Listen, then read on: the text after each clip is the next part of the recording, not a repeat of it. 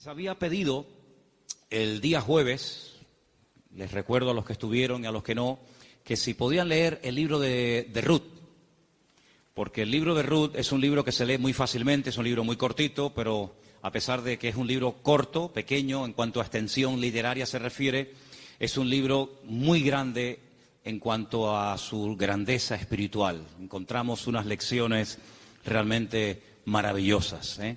Así que en esta tarde vamos a disfrutar de la exposición de la palabra a través del libro de Ruth. Y vamos a orar en este momentito para pedir la bendición del Señor. Queremos, como siempre, dar la bienvenida a todos, especialmente a los que probablemente esta tarde estén por primera vez. Yo veo caras nuevas en esta tarde. Espero que estén a gusto, que estén cómodos y que podamos disfrutar todos de la palabra del Señor en este momento. Padre Celestial, te damos muchas gracias por este tiempo hermoso de alabanza, de adoración que hemos tenido. Gracias, Padre, por este lugar que tú nos has provisto para alabar y adorar tu nombre. Queremos pedirte en esta tarde que bendigas, Señor, este estudio de tu palabra, que seamos buena tierra donde pueda ser sembrada tu bendita y poderosa palabra. Quita todo obstáculo, todo impedimento, abre nuestra mente, nuestro corazón, nuestro oído espiritual, para que podamos aprender y descubrir las maravillas de tu palabra, Señor. Ponemos delante de ti, pedimos tu bendición, que todo cuanto aquí se haga y se diga sea para tu gloria y tu honra. Gracias también por los hermanos de diferentes naciones que en este momento a través de internet están en sus hogares, en sus países, también escuchando tu palabra. Bendícelos también a ellos y a todos y a cada uno de nosotros. Aquí estamos para aprender de ti. En el nombre de tu amado Hijo Jesús. Amén y amén. Vamos al libro de Ruth, por favor, rápidamente. Ya se han leído unos versículos en esta tarde. Para los que han leído el libro, saben perfectamente que es un libro que está a continuación de la historia de los jueces, lo cual no significa que ya la historia de los jueces pasó al pasado, a la historia, y comienza una etapa nueva, sino que la historia de la familia de Elimelech y su esposa, Noemí, y de sus hijos, se lleva a cabo durante el período de los jueces. La mayoría de los comentaristas dicen que pudo ser, por lo que a continuación les voy a leer, que lo que le ocurrió a Elimelech y a Noemí y a su familia fue probablemente durante el tiempo de Gedeón, el juez llamado Gedeón. Por una sencilla razón, porque dice en el libro de los jueces que durante el tiempo de Gedeón, el pueblo de Israel hizo lo malo ante los ojos del Señor. Y el Señor ya les había dicho muy claramente que una de las cosas que le podían ocurrir en el futuro, que de hecho ocurrió, es que vendría hambre a la tierra. Y curiosamente, si leemos la historia de todos y de cada uno de los jueces, que es una historia de casi 300 años, muy larga, encontramos que en el tiempo, en el periodo de Gedeón, fue cuando hubo hambre. Dice que eran los madianitas, que subían de su país, subían de la parte donde ellos estaban, y dice que subían justamente en el tiempo de la cosecha y arrasaban con todo. Dejaban al pueblo muerto de hambre, el pueblo entró en una crisis económica, la gente tuvo que ir al monte a esconder en cuevas, y es cuando ellos claman al Señor y el Señor levanta a Gedeón. Así que ya nos hemos situado, la historia que vamos a contar esta tarde se llevó a cabo probablemente durante el tiempo del juez llamado Gedeón. Los personajes principales que aparecen en el capítulo 1 ya los conocéis. Elimelech, que es el padre de la familia, cuyo nombre significa mi Dios es rey. Eli, mi Dios, Melech, rey. El nombre de su esposa es Noemí, significa dulce, significa placentera. Tenía 2 hijos. El mayor se llamaba, como dice aquí, versículo 2 de Ruth capítulo 1, Malón y Kelión. Malón significa débil, enfermizo. Probablemente era un joven, un niño que desde pequeñito fue muy enfermito y los padres lo vieron así muy flaquito, muy raquítico y le pusieron este nombre que espero que no se le ocurra ponerle a ninguno de ustedes a sus hijos. ¿Cómo se llama el niño? Enfermito. Debilucho. Y el otro no se queda atrás. El otro, Kelión, significa abatido o consumido. Dicho en términos modernos, el hecho polvo de la familia. ¿Qué familia? Bueno, ellos viven en una pequeña población llamada Bet-Lehem, cuyo nombre significa la casa del pan, en la provincia de Judea, el mismo pueblo donde tiempo más tarde nacería el rey David y donde mucho tiempo después nacería nada más y nada menos que el Mesías, el Señor Jesucristo. Ellos ven que el país está pasando por un momento terrible, diríamos hoy en día de paro, de crisis, de pobreza, de miseria, y deciden irse a vivir al extranjero, concretamente a Moab. ¿Qué país sería hoy en día Moab? Bueno, sería el territorio que ocupa Jordania, ¿vale? Hay muchos lugares desde Israel, estando uno viajando por la carretera de Israel, que lo que separa a Jordania de Israel es simplemente la frontera natural del río Jordán y la frontera natural del Mar Muerto. Si tú estás en Israel y ves perfectamente Jordania enfrente de ti. Bueno, pues a ese país llamado Moab, en aquel momento, es donde Elimelech dice, bueno, vámonos de aquí porque aquí nos vamos a morir de hambre, no hay trabajo, no, hay hambre, hay escasez, y se van a vivir a Moab. Los moabitas, como ustedes saben, es para situarnos un poquito, los moabitas eran descendientes de una de las hijas de Lot. Ustedes se acuerdan que cuando Sodoma y Gomorra fue destruida, las hijas de Lot pensaban que el único hombre que quedó vivo de toda la tierra era su padre. Y entonces ellas deciden emborrachar a su padre, mantienen relaciones con él, y de esa manera pues la raza humana no se extinguiría. Y entonces una queda embarazada, la mayor, su hijo lo llama Moab, de ahí vienen todos los moabitas, todos los que son hoy en día de Jordania, y también los amonitas, la otra hija. Eran idólatras, el dios principal que se adoraba en Moab era Quemos, una idolatría terrible, y a ese lugar, simplemente porque hay trabajo y simplemente porque hay comida, sin importarle el ambiente espiritual donde va a meter a su familia, allí se va Elimelech, el aventurero, y claro, con el paso del tiempo, lo que pareció o empezó muy bonito, termina en una auténtica tragedia. La Biblia nos enseña que el padre muere, Elimelech muere, no sabemos de qué, Noemí quedó viuda, pero tenía 2 hijos, y los hijos eran los responsables de cuidar de sus padres cuando estos eran mayores o quedaban viudos. Pero con tan mala suerte, dirían algunos, que sus 2 hijos, da a entender el texto que murieron los 2 en el mismo tiempo, el mayor y el menor. Los judíos entienden que esto fue una especie de castigo o de consecuencia de haber depositado su confianza en los campos de Moab en vez de en el Dios vivo. Y es que yo creo que problemas vamos a tener siempre durante toda la vida. Ahí no está la cuestión. La pregunta es, ¿cómo vamos a reaccionar los creyentes cuando tengamos problemas? Porque cómo reacciona la gente del mundo, ya lo sabemos. Pero ¿cómo debe de reaccionar un hijo, una hija de Dios, una familia cristiana, creyente en el Señor, cuando vienen tiempos difíciles? De paro, de enfermedad, de muerte, de separaciones de los padres o problemas económicos. ¿Cómo vamos a reaccionar ante la adversidad? Bueno, no se le ocurrió otra cosa a Elimelech que decir, vámonos de aquí y nos vamos a Moab y empezamos de cero. Bueno, esos eran sus planes, pero dice la Biblia que a veces nuestros pensamientos no son los pensamientos de Dios. Y allí, de la noche a la mañana, hermanos, aquello que empezó tan bonito terminó siendo una auténtica tragedia. 3 viudas. Orfa, la que se casó con uno de los hijos de Elimelech y Noemí. Ruth, la otra que se casó con otro hijo. Y también Noemí. 3 mujeres solas ante el peligro. En aquella época no había pagas, ni había ayudas del gobierno, ni del Estado para mujeres viudas. Ya el Señor en su palabra, como vamos a ver en esta tarde, había organizado un sistema para ayudar a los más necesitados, a los colectivos más desfavorecidos, como eran las viudas, los huérfanos, también, como no, los extranjeros. Vamos a verlo dentro de un momento. Pero Noemí decide regresar. Ahora, si ustedes han leído detenidamente el libro, se van a dar cuenta que lo más probable es que las propiedades, sobre todo las tierras que eran en su día de Elimelec, él las tuvo que vender o hipotecar para poder marcharse con su familia al extranjero.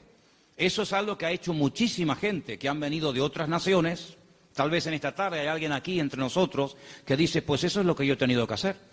He tenido que hipotecar mi casa o pedir un préstamo a un banco o vender un terreno que yo tenía en Bolivia, en Argentina, en Ecuador, en Brasil o donde fuera para poder venir a España, a Europa y empezar una vida nueva. Evidentemente eso lo tuvieron que hacer ellas, porque después vamos a ver que efectivamente eso fue lo que pasó. Así que ya no tienen propiedades, ya no tiene marido, ya no tiene hijos y ahora no solamente está viuda, sino que ahora ya tiene unos cuantos años encima. Y el presente y el futuro es realmente terrible, terrible. Las dos nueras le dicen, no te preocupes, nosotras vamos a ir contigo, te vamos a apoyar, te vamos a sustentar, pero hay un momento en el que Noemí se vuelve y les dice las siguientes palabras. Estamos en Ruth capítulo 1. Noemí le dice en el versículo 8 a sus dos nueras, andad, volveos cada uno a la casa de su madre. Que el Señor haga con vosotros misericordia, como la habéis hecho con los muertos, sí, con vuestros maridos y conmigo. Que el Señor os conceda hallar descanso, cada uno en la casa de su marido.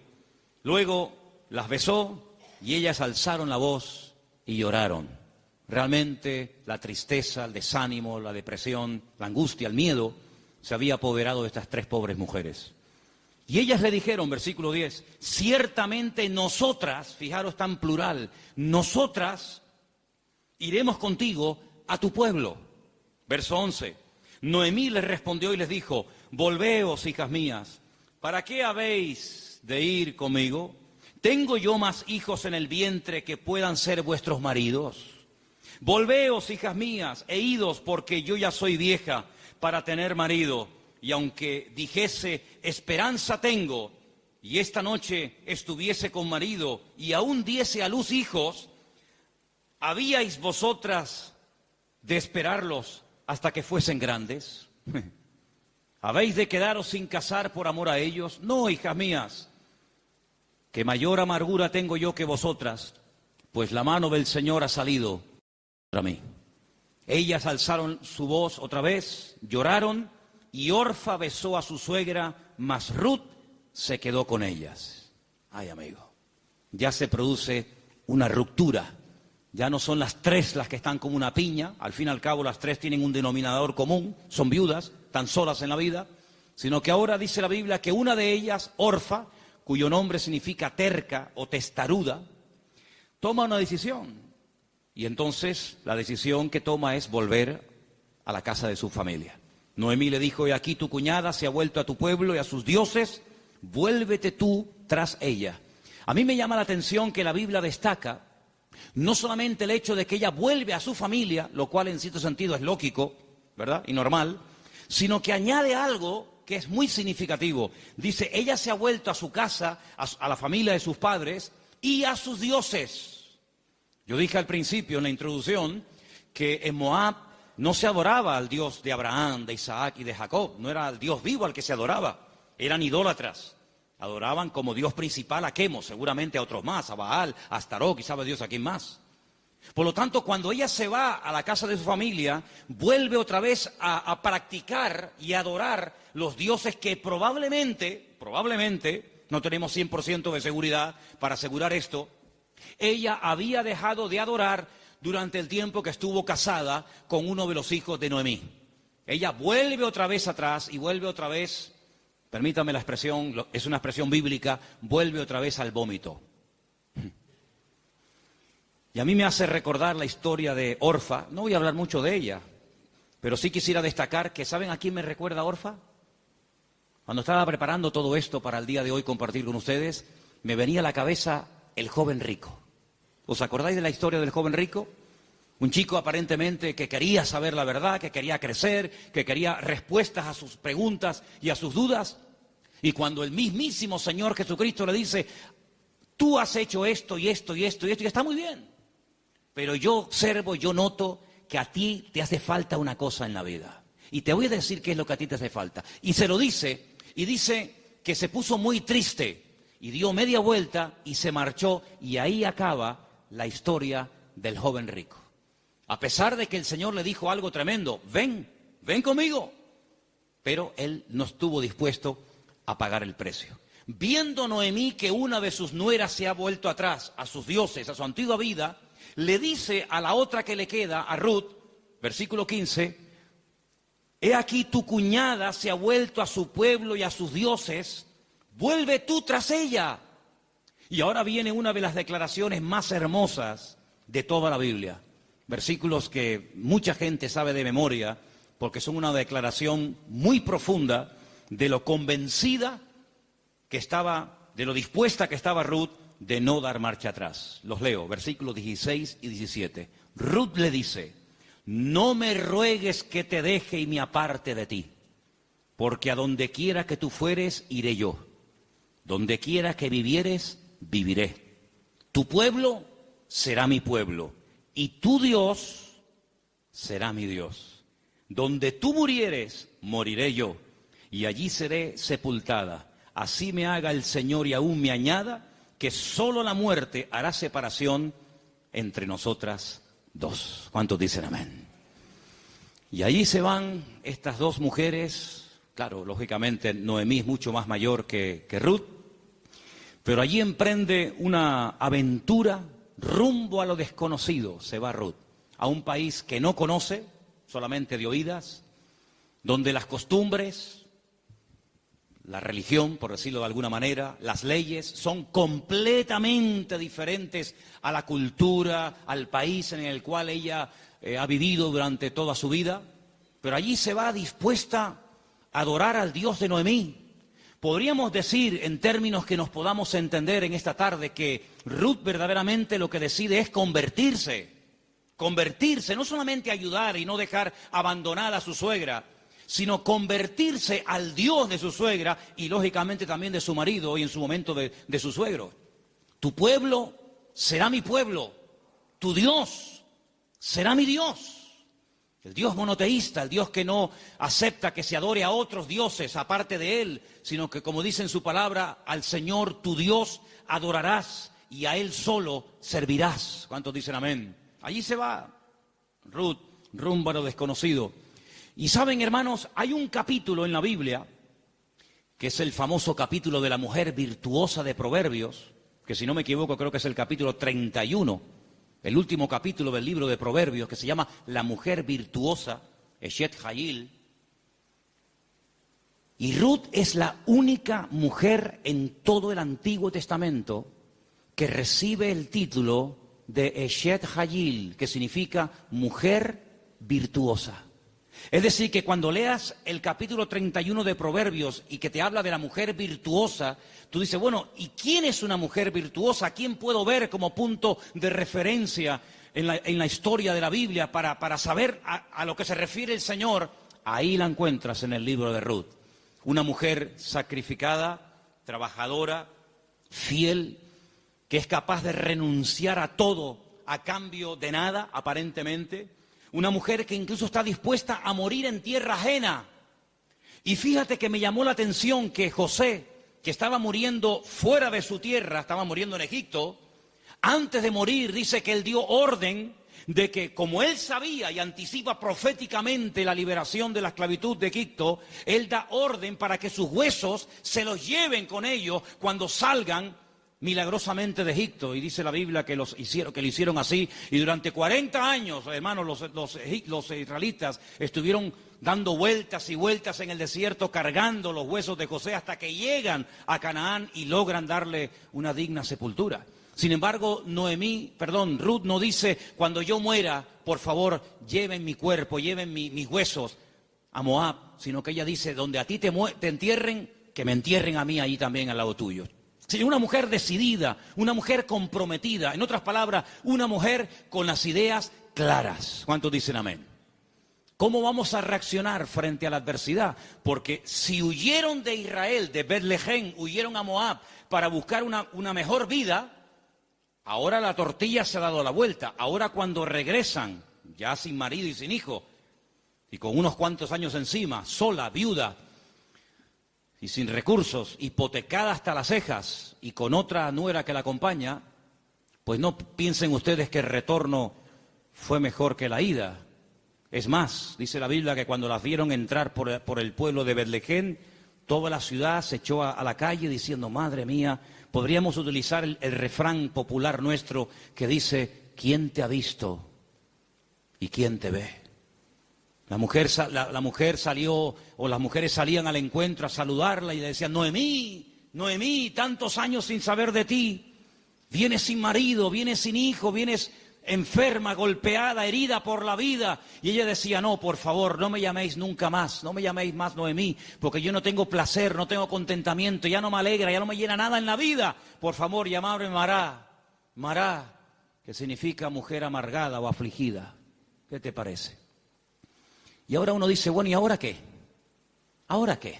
¿A qué se van a dedicar estas mujeres? Ahora sí quiero que vayamos al libro de Levítico, donde hay unos versículos que pocas veces se leen,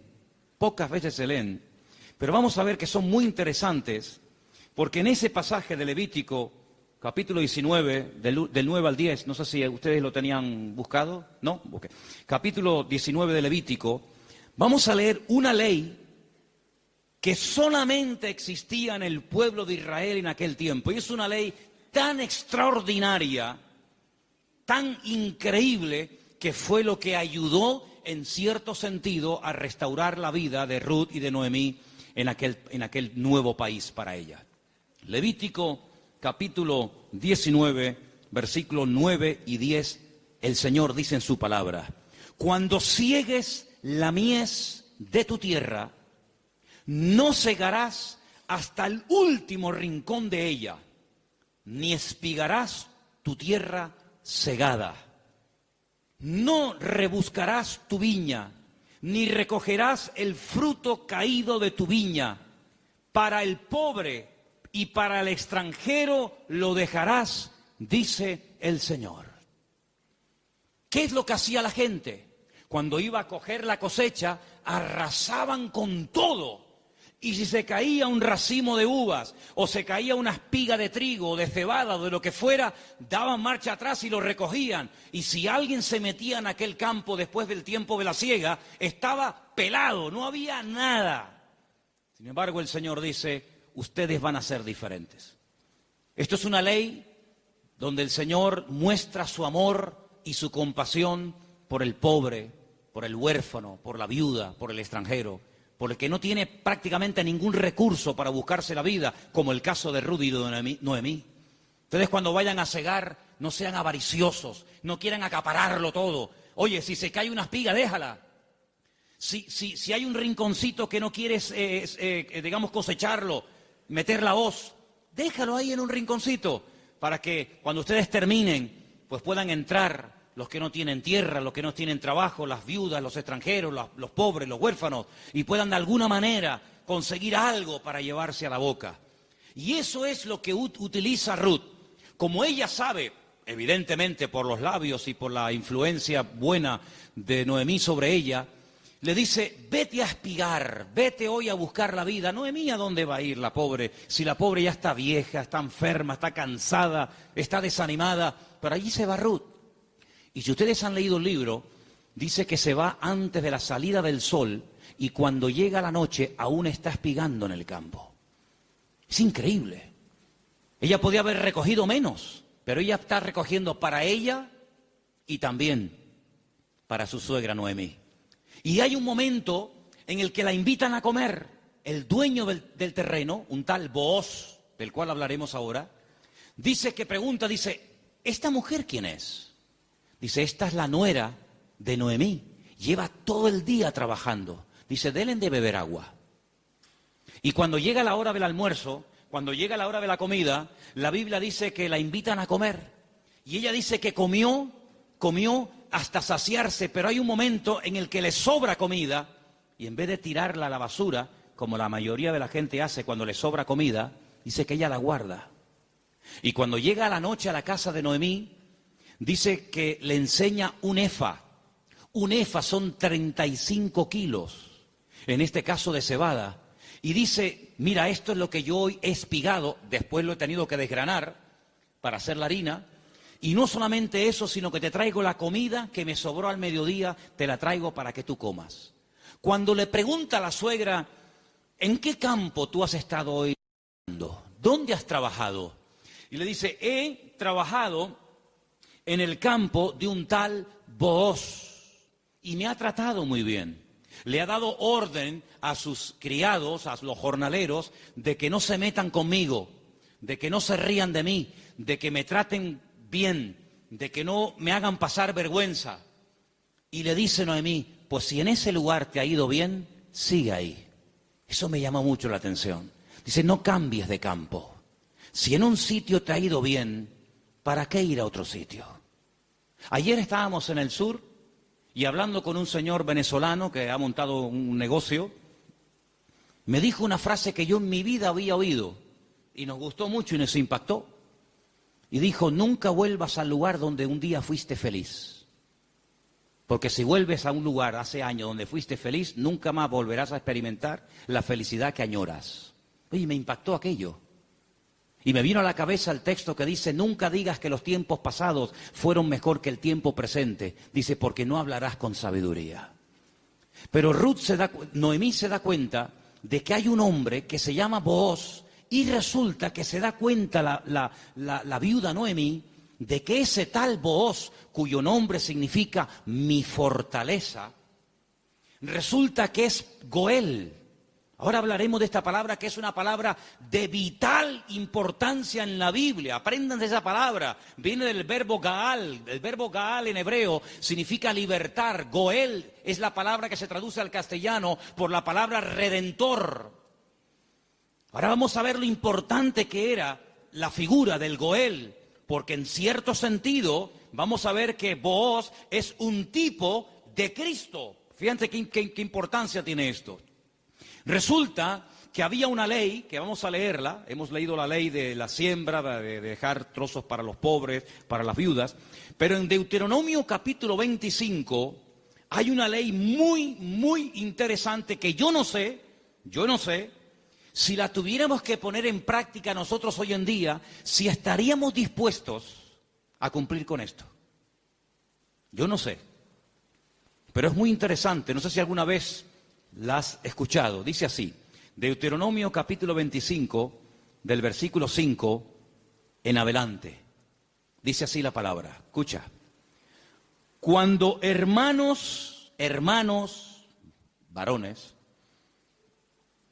habitaren juntos y muriere uno de ellos, como el caso de Malón y Kelión, que eran hermanos que vivían juntos, si muere uno de ellos y no tuviere hijos, la mujer del muerto no se casará con hombre extraño. Su cuñado se llegará a ella y la tomará por mujer y hará con ella parentesco. Y el primogénito que ella diere a luz sucederá en el nombre de su hermano muerto, para que el nombre de éste no sea borrado de Israel. ¿Entendéis, no? Si el hombre no quisiere tomar a su cuñada, irá entonces su cuñada a la puerta, a los ancianos, y dirá, mi cuñado no quiere suscitar nombre en Israel a su hermano, y no quiere emparentar conmigo. Entonces los ancianos de aquella ciudad lo harán venir, hablarán con él, y si él se levantare y dijere, no quiero tomarla, se acercará entonces su cuñada delante de los ancianos, le quitará el calzado del pie, le escupirá en el rostro y le hablará y le dirá, así será hecho al varón que no quiere edificar casa a su hermano. Y se le dará este nombre en Israel, la casa del descalzado. Qué ley tan extraña, ¿no? Dos hermanos y uno de ellos muere sin haber tenido hijos, y para que no se olvide o para que no se quede su nombre borrado en la historia, el hermano vivo, que es el Goel, el Redentor, tenía que casarse con la viuda, y el primer hijo que naciera de esa relación es como si fuera hijo del hermano difunto, para que de esa manera se perpetuara su nombre y para que de esa manera las herencias y las tierras no se diluyeran en el espacio y en el tiempo. Y esto es lo que le ocurre a Ruth. Ruth resulta que se casó con un judío, con un hombre de Belén de Judea, pero ella no tuvo hijos con él. Su hermano, es decir, su cuñado, también murió. Por lo tanto, no hay posibilidad de redimirla. Pero cuando llegan a Israel, la familia de Elimelech, la familia de su marido, pues siguen viviendo allí. Y hay un pariente cercano al cual Booz le dice, oye, a ti te corresponde el derecho de casarte con Ruth. A ti te corresponde el derecho de pagar todas las deudas de Ruth. A ti te corresponde recuperar el patrimonio y las tierras que en su tiempo tuvieron que venderse para que esta familia tuviera que irse al extranjero. Es decir, te haces cargo de la tierra, te haces cargo de las deudas y te haces cargo de la viuda. Y este dice, de eso nada. De eso nada. Pagar yo deudas que no son mías y casarme yo con una mujer que a mí ni me va ni me viene. Y Booz dice, muy bien, vamos a ir delante de 10 ancianos, vamos a ir delante de un minyan, delante de 10 hombres judíos, y tú vas a decir eso delante de ellos, que no quieres redimir a Ruth, que no quieres hacerte cargo de sus deudas, de sus hipotecas y de la viuda, y lo vas a decir delante de testigos. Y lo dice. Y entonces es cuando entra en escena Booz y le dice a Ruth, hija, tú no te preocupes ahora. La diferencia de edad de Ruth y de Booz tenía que ser inmensa. Algunos comentaristas dicen que ese pariente que rehusó casarse con Ruth probablemente era un hermano de su suegro, de Elimelech. Y algunos comentaristas también he oído que opinan que Booz puede ser que también estuviera emparentado con su suegro, de tal manera que ya era un señor mayor, una persona ya de cierta edad, había una diferencia de edad tremenda. Pero él asume la responsabilidad, no solamente de casarse con la viuda, sino de pagar la hipoteca y las deudas que la familia dejó y que hay que volver a recuperar las tierras. Lógicamente todo eso costaba dinero. Solamente había dos posibilidades de que en Israel una persona que se desprendiera de patrimonio pudiera volver a recuperarlo. Solamente había dos formas. Una, que llegara el año de jubileo. ¿El año de jubileo qué era? Era una celebración, una fiesta que se llevaba a cabo cada 50 años.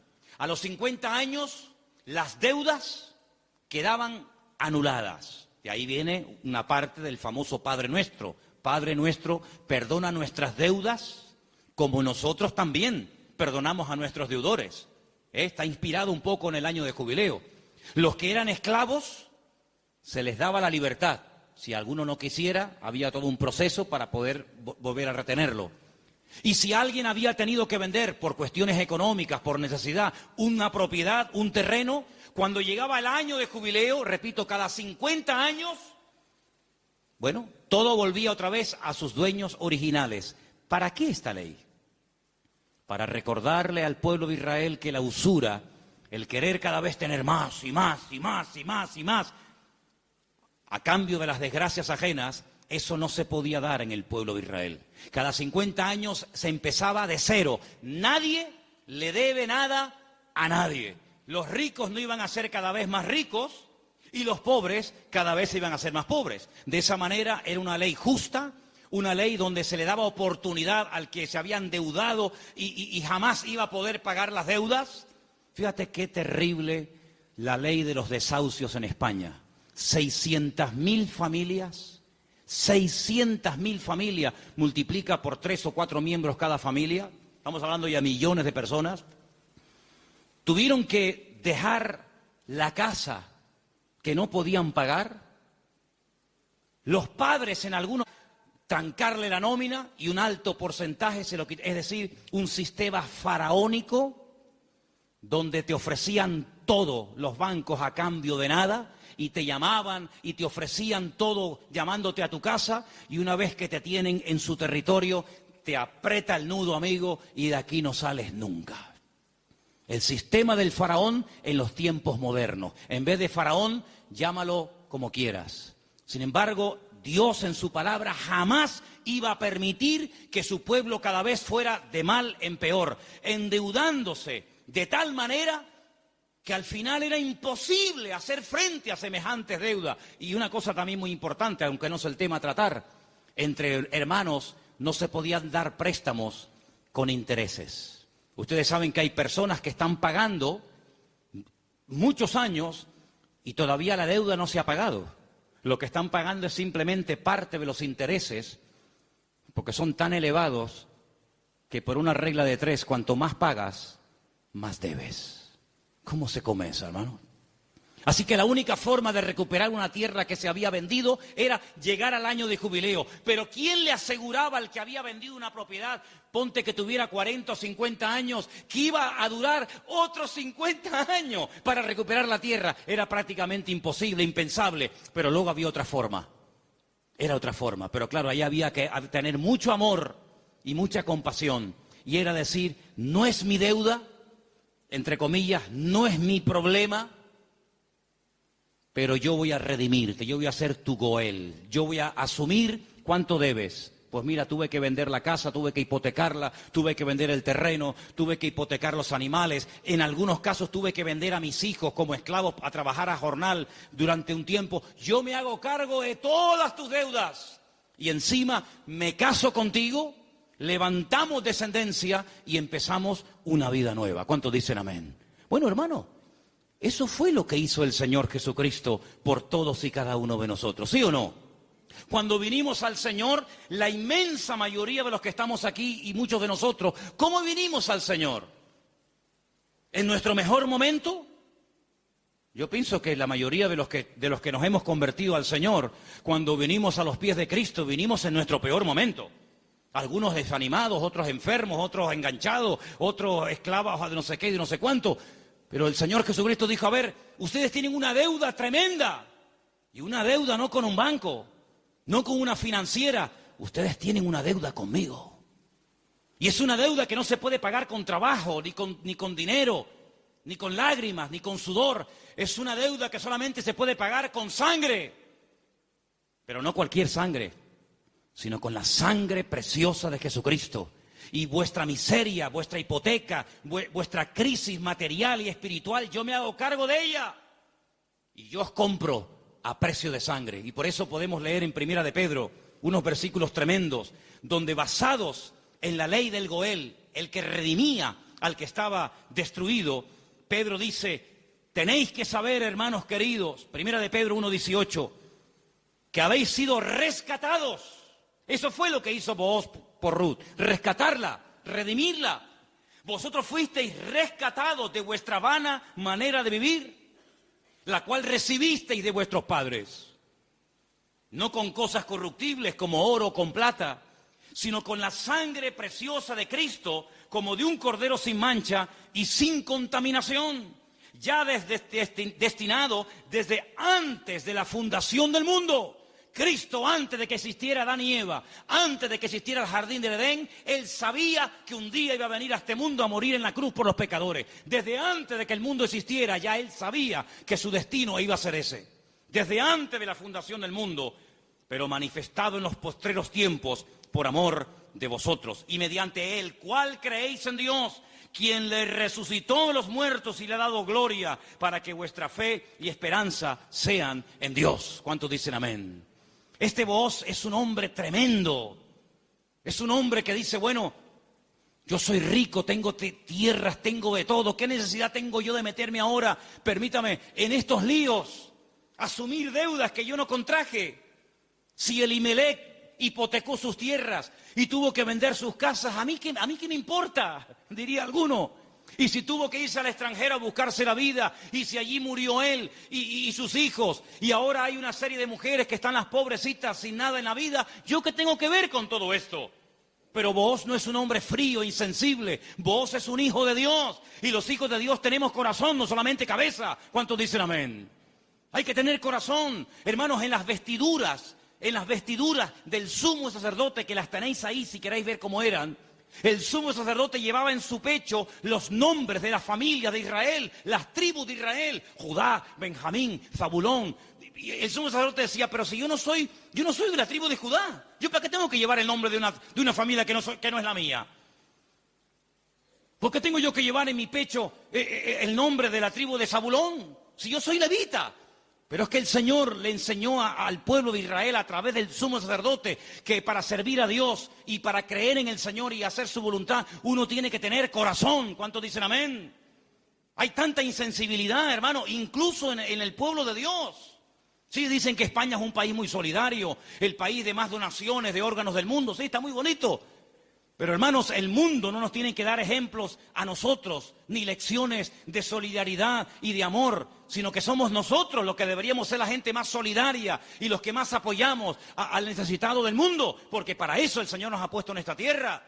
Y Booz dijo, no, yo no me voy a limpiar las manos como tú que te has limpiado las manos, porque los que habéis leído el libro, os habéis dado cuenta que cuando al pariente cercano le dicen, oye, que hay unas tierras que son preciosas, están abandonadas, porque Elimelech se tuvo que ir al extranjero, pero son unas tierras hermosas. Este dijo, uy, estas son para mí, porque ahora junto las mías con las de Elimelech, y cuando yo me muera, mis hijos tendrán más herencia.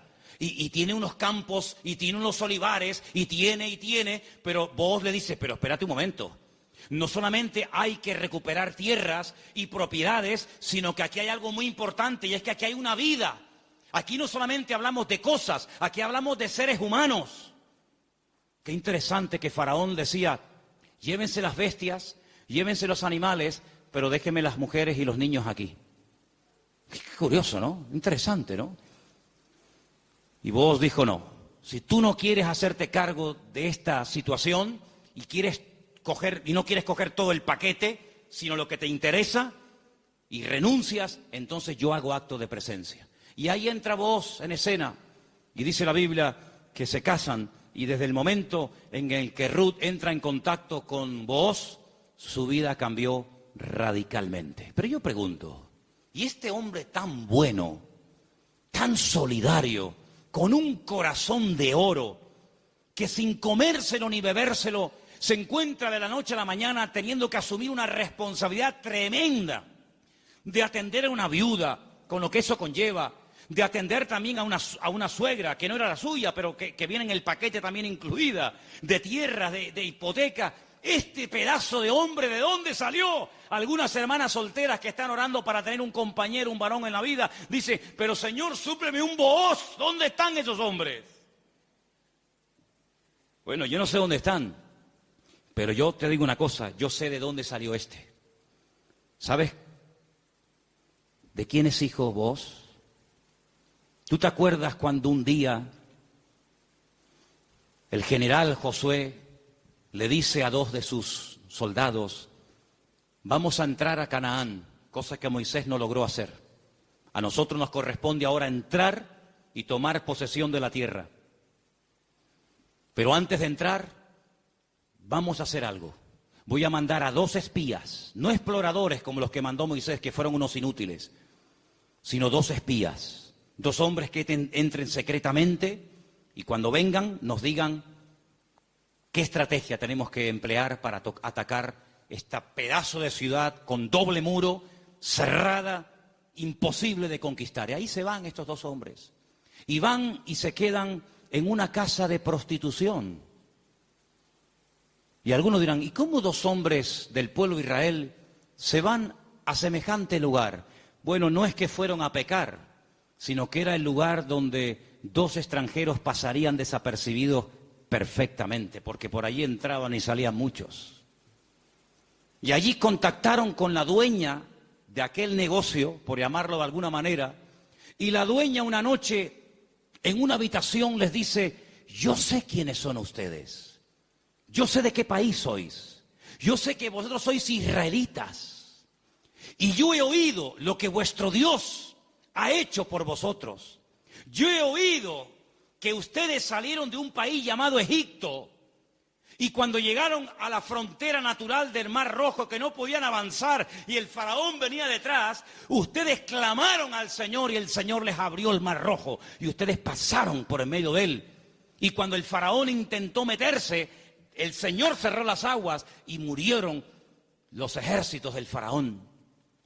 Y ustedes entraron por el desierto y hemos oído lo que el Señor ha hecho por vosotros. Y por eso la ciudad está muerta de miedo y ha desfallecido nuestro corazón. Yo suplico, yo ruego por amor de vuestro Dios, que cuando entréis y toméis posesión de la tierra, porque sabemos, y dice así, sabemos que Jericó va a ser tomada y conquistada por vosotros, que tengáis misericordia de mí y de mi familia.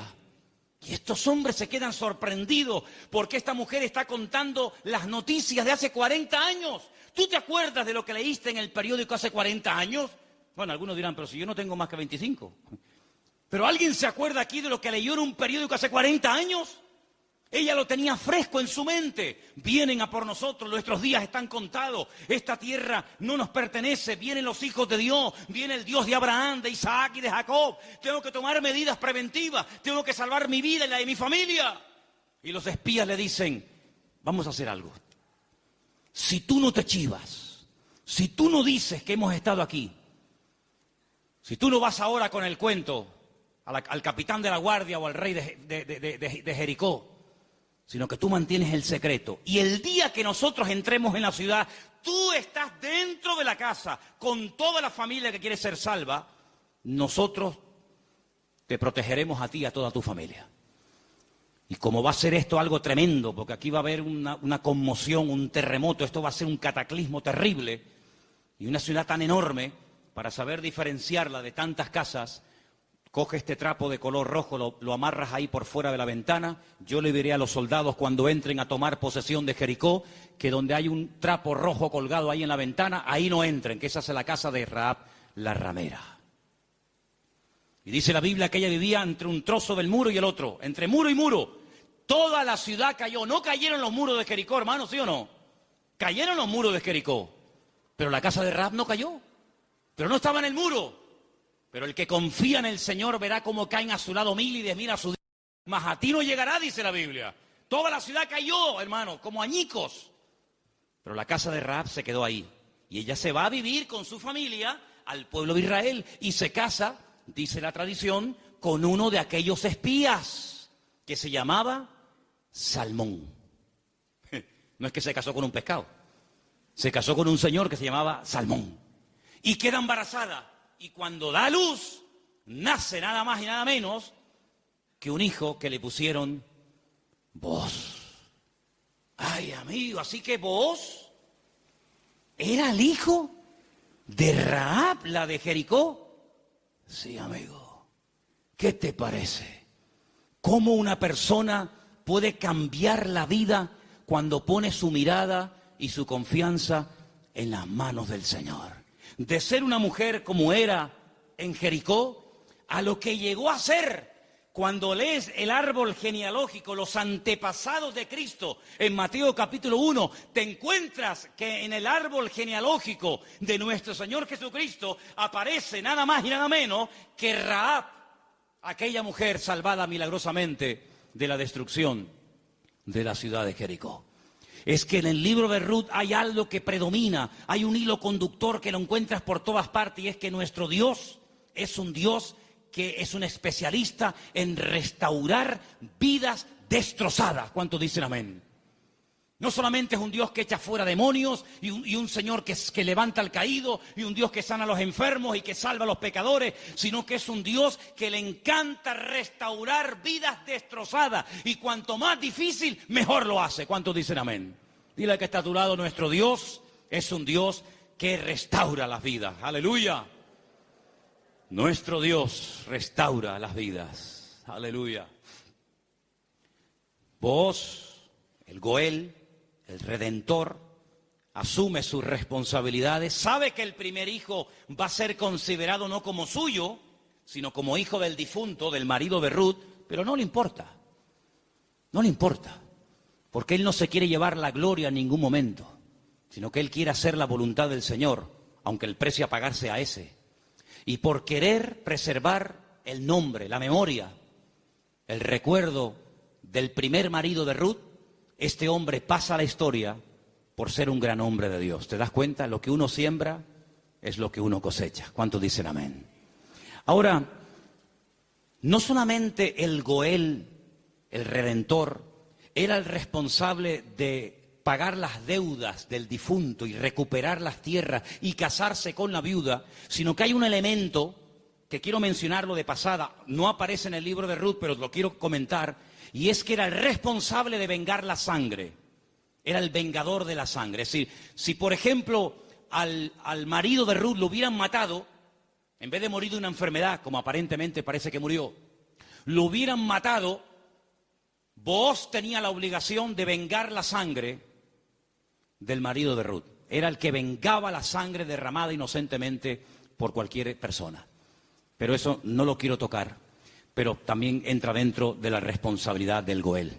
Ahora, hay 3 versículos que vamos a leer en esta tarde que son muy bonitos y muy interesantes y por favor presten atención. Salmo 119, 154. Defiende mi causa y redímeme, vivifícame con tu palabra. Vuélvelo a leer otra vez, por favor. Defiende mi causa y redímeme, vivifícame con tu palabra. La figura del Redentor, la figura del Goel, estaba tan impregnada en la cultura judía, en la cultura bíblica, que los salmistas, los que escriben salmos y otras porciones de la Biblia, conociendo la importancia de este personaje tan trascendental para poder restaurar vidas destruidas, se inspiran en esa figura y entonces el salmista, que seguramente es el autor del Salmo 119, el rey David, dice, redímeme, sé tú mi Goel. Fíjate qué importante era la figura del Goel en aquellos tiempos. Proverbios 23:11, por favor. Porque el defensor de ellos es el fuerte, el cual juzgará la causa de ellos contra ti. Ahí está, el Señor haciendo las veces del fuerte, del protector, del que cuida, del que redime, del que ayuda a levantar al que ha tropezado y caído. Realmente es algo realmente extraordinario. Y el último texto, Isaías 41:14. No temas, gusano de Jacob, oh vosotros los pocos de Israel, yo soy tu socorro, dice Jehová, el Santo de Israel es tu Redentor. Amén, el Santo de Israel es tu Goel, es tu Redentor. Él es el que se va a encargar. Ahora, hermano, déjeme que les diga algo. El Goel, el Redentor, ¿de qué se hacía cargo? ¿Solamente de la viuda? ¿Solamente de las deudas? Se hacía cargo de todo. El primero renunció porque quería